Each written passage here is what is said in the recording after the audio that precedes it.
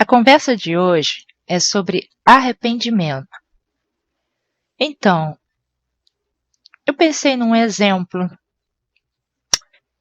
Eu faço uma dieta para poder ter uma saúde melhor. Fora esse período de pandemia, a gente acaba ficando mais parado, então tem que cuidar com mais rigor. E eu procuro seguir essa dieta sempre, mas em alguns momentos eu tenho vontade de comer algumas coisas diferentes que eu gosto, que eu aprecio. Então, eu tenho vontade de comer chocolate. E no período próximo à Páscoa, aliás, em alguns momentos eu sou assim, tipo, Natal, eu gosto de panetone. Aí era panetone, panetone, panetone, panetone, até enjoar de panetone.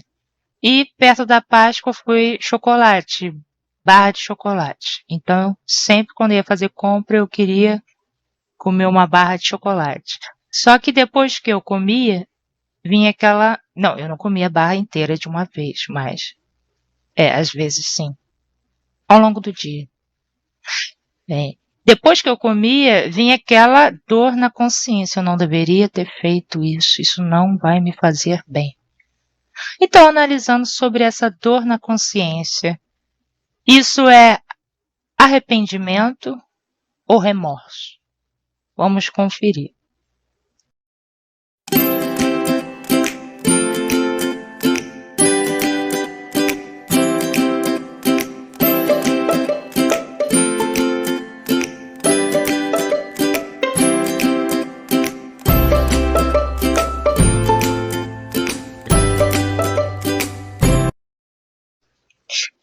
Então, hoje vamos pensar sobre arrependimento. E para que eu não pense sozinha, eu chamei para esse pensamento 5 filósofos. E eu gostaria de começar com Feuerbach. O Ludwig Feuerbach, ele foi um filósofo que influenciou vários outros pensadores como Karl Marx. Mas o que eu gostaria de falar aqui é que ele trouxe uma reflexão também sobre a questão do arrependimento, sobre o remorso. E eu queria destacar o discurso do desejo. Se eu não queria fazer algo, por que eu fiz? E aí parece muito lógico e me faz lembrar no texto bíblico de Paulo que dizia que o mal que eu não quero fazer, esse eu faço, e o bem que eu quero fazer, eu não faço. Um paradoxo. Mas o que ele constatou é algo que acontece conosco. O desejo que nos leva, que é o discurso do desejo, a fazer algo que a gente não quer fazer, mas é algo que vem no impulso e a gente faz. Então isso se torna um chocante paradoxo.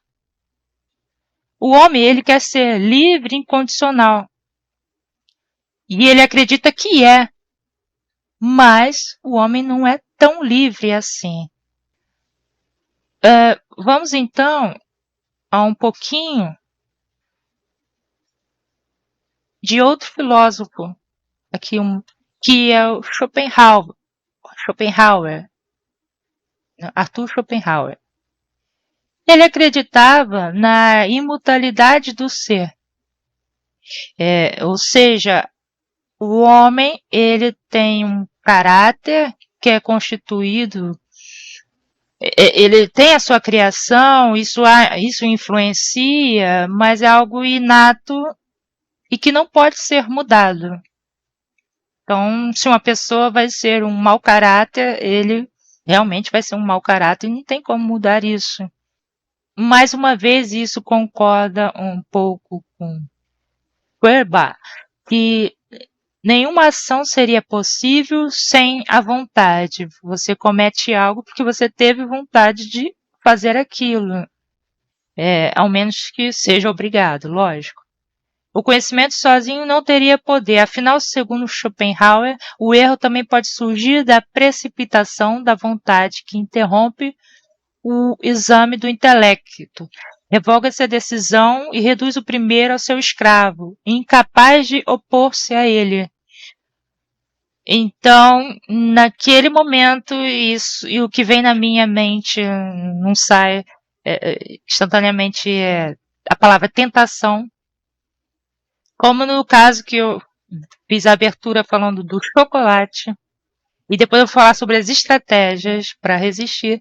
Mas se o chocolate foi comprado, estava na minha geladeira, era uma tentação não comê-lo.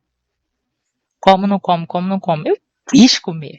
Posso dizer, eu não queria ter feito isso. Não, eu quis comer, eu tinha desejo de comer. Então, se eu paro para pensar, analisar, raciocinar, eu estou tendo um caráter, se eu parasse, um caráter inteligível. E a vontade de conferir imutabilidade ao caráter empírico. O empírico é aquele que eu posso testar e que eu posso experimentar, constatar. É sensível, na verdade, lembrando de outra palavra, o empírico, ele tem a ver com a sensação.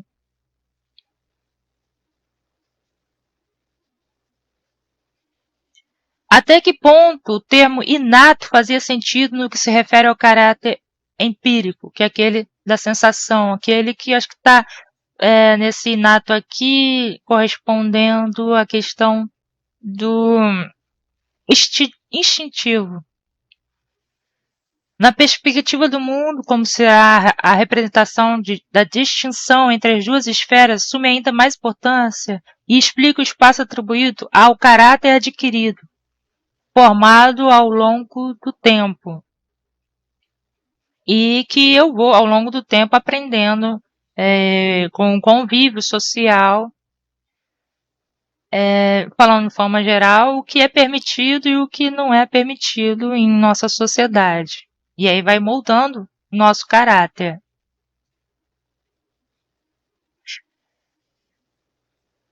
Schopenhauer observou, no entanto, que o passado não poderia mais ser revogado e que apenas o presente era verdadeiro e real. Então, quando você comete algo, você fica naquele remorso. Não deveria ter feito isso, não deveria. Mas já fez, já cometeu. Ficou no passado. O que você pode fazer daqui para adiante? Eu achei isso interessante também. É uma parte que eu coloquei.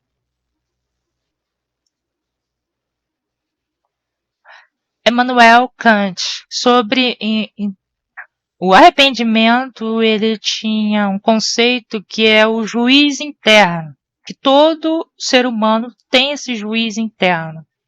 E então aquela voz que aqueles que creem em Deus acreditam, essa é a voz de Deus, Deus está me orientando a fazer isso, aquilo, para ele nada mais é que um juiz interno que nos orienta, nos reprime algumas vezes, nos pauta o que é certo fazer e o que não é certo, o que não é correto. Então, Kant chamou de consciência de fato inelutável. Não dá para lutar contra a consciência. Então, a metáfora forense tinha para Kant um significado profundo. O homem estava lá, observado, e ameaçado, detido em respeito, uma reverência ligada ao medo, por um juiz interno, incorporado à sua essência, faz parte da essência do homem. Agora eu gostaria de falar sobre dois filósofos que são cristãos, e o primeiro deles que eu vou falar aqui, ele é grego, é o Ianoras, e ele é contemporâneo. Todos esses filósofos são filósofos modernos que eu vim falando, e agora um contemporâneo que é o Christos noras. Ele tem uma dimensão para a questão do arrependimento, que é uma dimensão ontológica. O que seria essa ontológica? Seria originária de nós. Nós vamos buscar na raiz do ser uma ressignificação para o arrependimento. O arrependimento não é só aquela contrição, que, claro, quando a gente fica triste, eu fiz algo que não deveria fazer. Mas vai muito além disso. O que eu vou fazer agora? Eu errei, o que isso vai trazer de modificação para a minha vida? Então eu achei muito interessante. Aqui eu já peguei um outro artigo que traz não somente esse autor como referência, mas o último ali que eu vou estar comentando. Então, eu gostaria também de falar, resumidamente, um pouquinho, partes que eu achei super interessante nesse outro artigo que eu li. A partir do Renascimento, e que encontrou longos ecos no iluminismo e no positivismo europeu, durante essa complexa e problemática época da evolução humana, o homem foi identificando-se progressivamente com o personagem principal da vida, com o centro do universo, até por fim se entronizar. A gente vê na história um período do feudalismo, a igreja como auge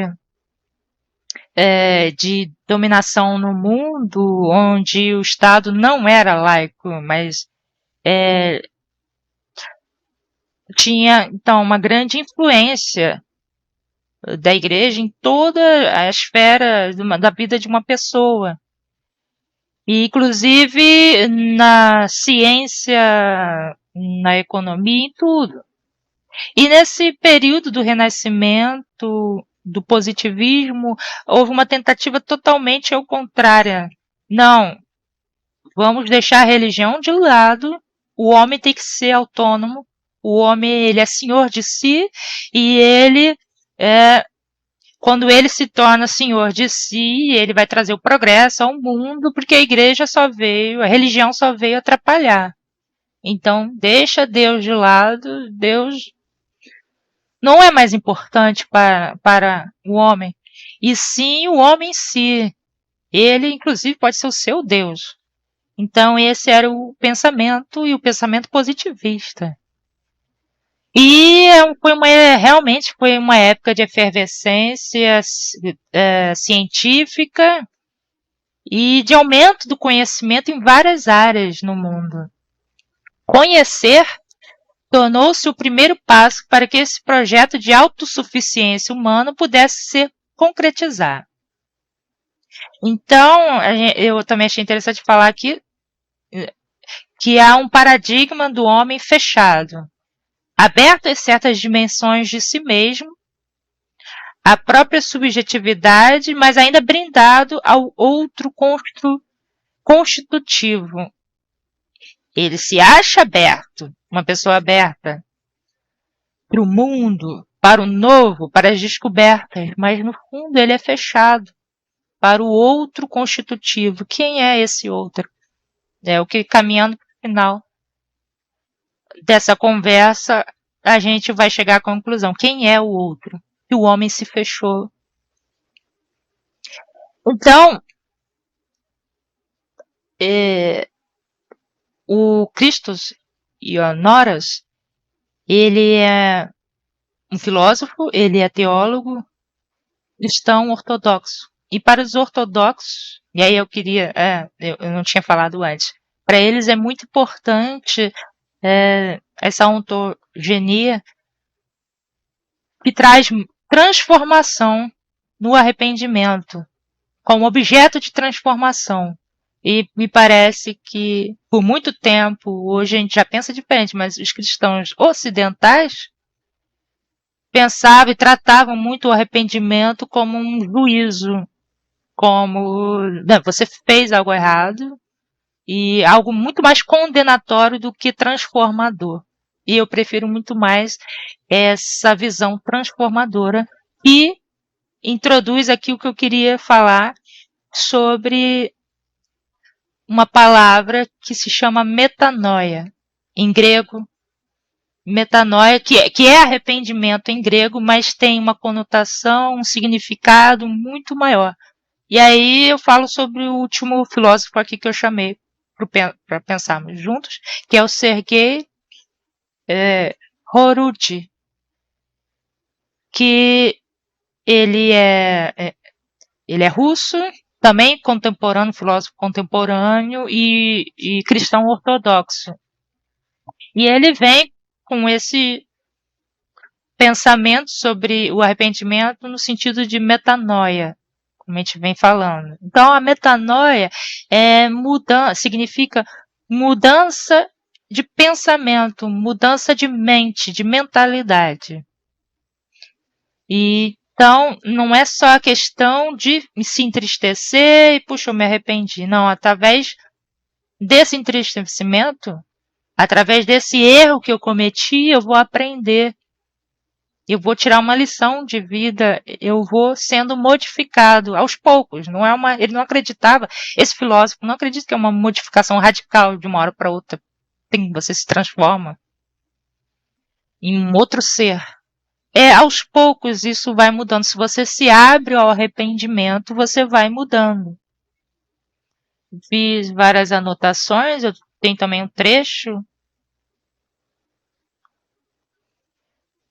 dele que diz que a realização da constituição humana envolve algum nível de experiência de arrependimento enquanto metanoia, que é a reabertura do homem para a alteridade. Essa palavra alteridade tem a ver com o outro.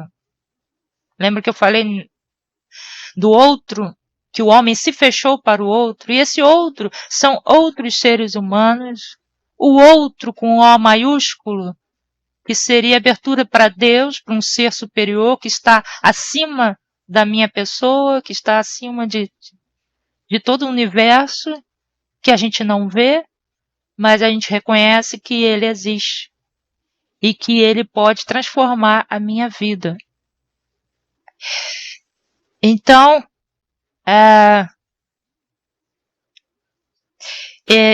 Sergei, ele fala que essa modalidade de arrependimento específico deverá ser vivida constantemente pelo homem, uma vez que o modo de existência como amor sempre lhe escapa.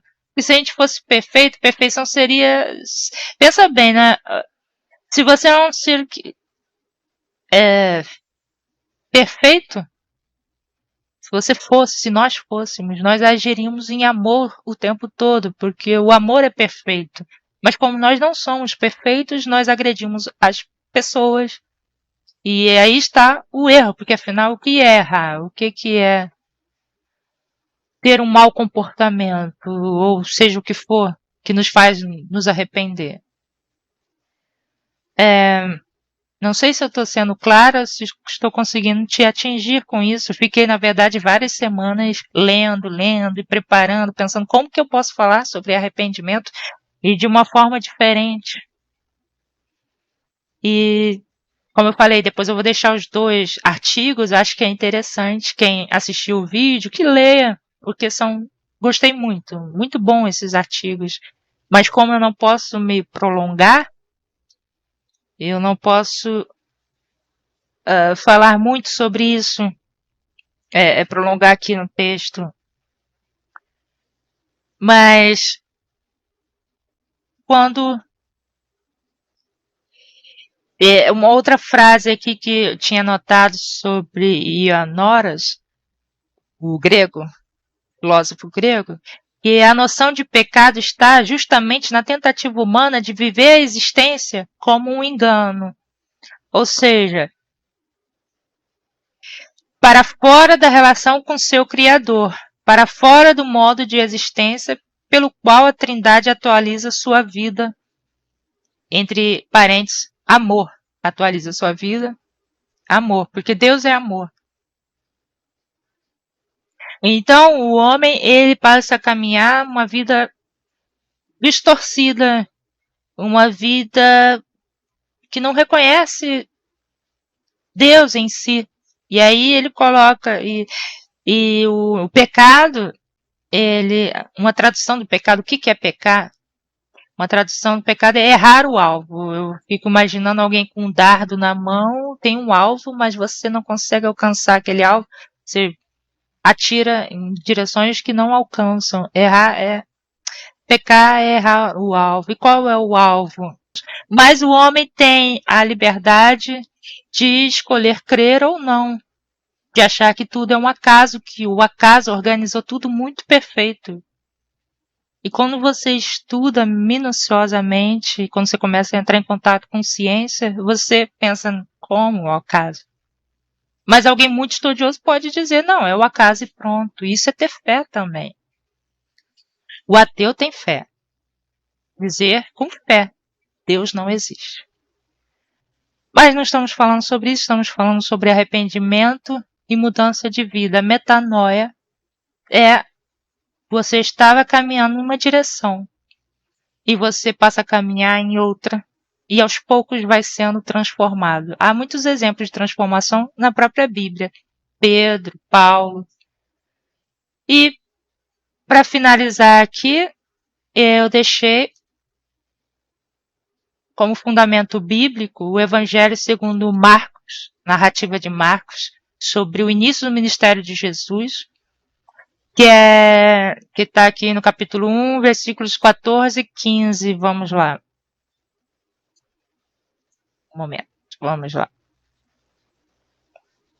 Depois de João ter sido preso, João Batista, foi Jesus para a Galiléia, pregando o evangelho de Deus, dizendo: o tempo está cumprido e o reino de Deus está próximo.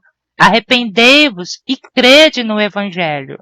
Então essa palavra arrependei-vos, Jesus falava o seu dialeto, sua linguagem, era aramaico, mas a Bíblia foi traduzida, o Novo Testamento foi traduzido em grego, então esse arrependei-vos, do original grego, era metanoia. Eu poderia substituir arrependei-vos por metanoia.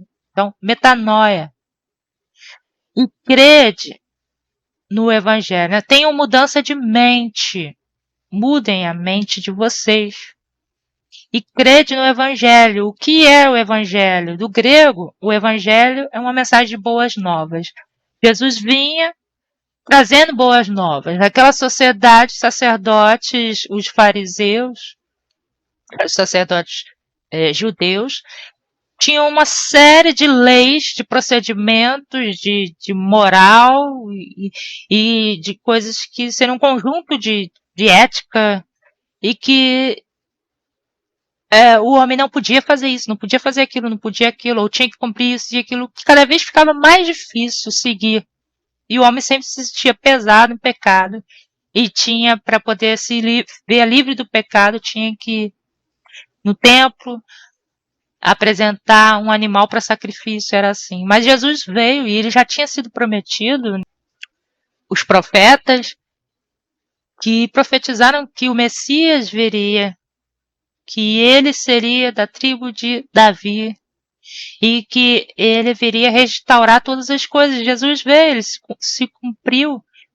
E ele veio anunciando as boas novas. Não é preciso mais isso tudo traz peso a vocês. Vocês só precisam se arrepender, mudar de mente. Não é isso, não é que vai trazer vida plena. É crer nessas boas novas que eu estou trazendo. E é de liberdade, é isso que Jesus trouxe. E depois nós vemos um seguidor de Jesus, Paulo, que também foi judeu e teve uma sua própria metanoia, mudança de vida, que ele também diz em Romanos, a carta dele aos Romanos, capítulo 12, versículo 1 e 2.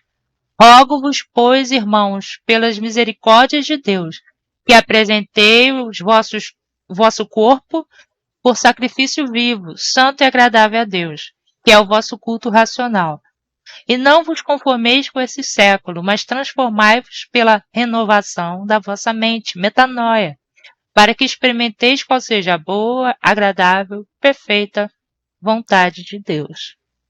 E tem muitos outros textos, eu só escolhi 2 para não ficar enfadonho. Então, esse foi o pensamento de hoje. Eu fiz uma mudança de como eu vou apresentar o conteúdo. Vou sempre trazer algo para a gente pensar, seja com a ajuda de pensamentos filosóficos ou com algo sobre ciências. Eu vou bolando. E se você quiser trazer se você quiser trazer, alguém passou aqui atrás, foi o Leandro. Se você quiser trazer uma sugestão, pode escrever nos comentários uma sugestão para eu gravar um próximo. E tenham paciência comigo, porque eu não estou conseguindo gravar todo sábado por questão de tempo. Então, até a próxima.